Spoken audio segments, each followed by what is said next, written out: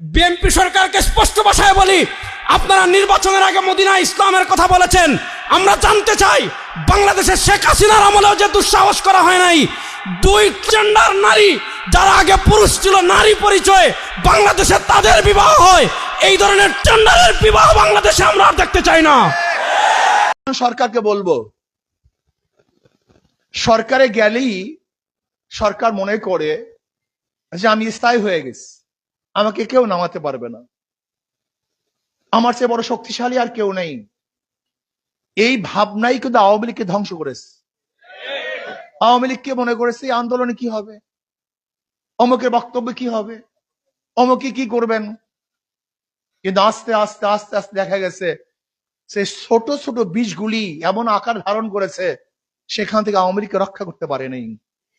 আজকে বিএনপি সরকারকে আমরা বলবো যে আপনি ট্রান্সজেন্ডার বাস্তবায়ন করবেন, সমকামিতা বাস্তবায়ন করবেন, এক মন্দিরের মধ্যে সমকামী বিবাহ হবে, এই বাংলাদেশের সংস্কৃতি নষ্ট করবেন, ইসলাম ও আকীদার যে ব্যাপারগুলি আছে তার বিরুদ্ধে আপনি অবস্থান করবেন, আর বাংলাদেশের তৌহিদে জনতা চুপ থাকবে, নীরব থাকবে, এটা কোনোদিন হতে পারে না।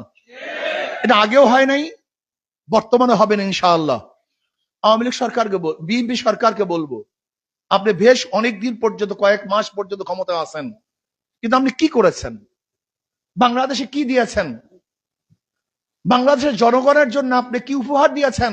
হ্যাঁ দিয়েছেন, আপনি বারবার বিদ্যুতের দাম বৃদ্ধি করেছেন, আপনি গ্যাসের দাম বৃদ্ধি করেছেন, আপনি বারবার ট্যাক্স এবং ভ্যাট কর বৃদ্ধি করেছেন, আপনি খুন খারাপি বাড়িয়ে দিয়েছেন।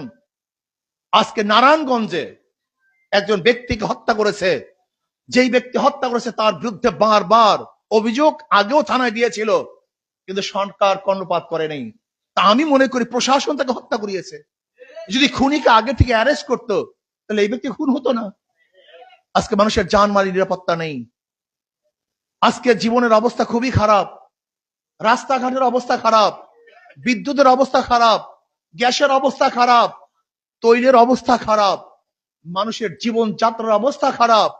আজকে আইন শৃঙ্খলার অবস্থা খুবই খারাপ, খুবই নাজুক, ছিনতাই বেড়ে গেছে, ডাকাতি চুরি বেড়ে গেছে, ধর্ষণ বেড়ে গেছে। এই অবস্থায় একজন সরকার যদি কর্ণপাত না করেন, ওলামায়ে কেরামের আওয়াজকে আপনি গুরুত্ব না দেন, ওলামায়ে কেরামের বক্তব্যকে যদি আপনি কোনো অবস্থাতেই গুরুত্ব না দেন, তাহলে মনে করতে হবে আপনার ভবিষ্যৎ অবস্থা আমি ভালো দেখছি না, খারাপের দিকে যাচ্ছে। আজকে ওলামায়ে কেরামের দাবি যে এই হিজবুত তাওহীদের নামে যে শয়তানি বন্ধ করতে হবে। গোলাম কাদিয়ানির যে গ্রুপ, খতমে নবুয়াতের যে দাবি, অবশ্যই গোলাম কাদিয়ানি গ্রুপদেরকে কাফের ঘোষণা করতে হবে। আহলে দেওবন্দের মধ্যে যদি কোনো অনুপ্রবেশকারী ঢুকে থাকে, ওলামায়ে কেরামকে ঐক্যবদ্ধভাবে সেটা প্রতিহত করতে হবে।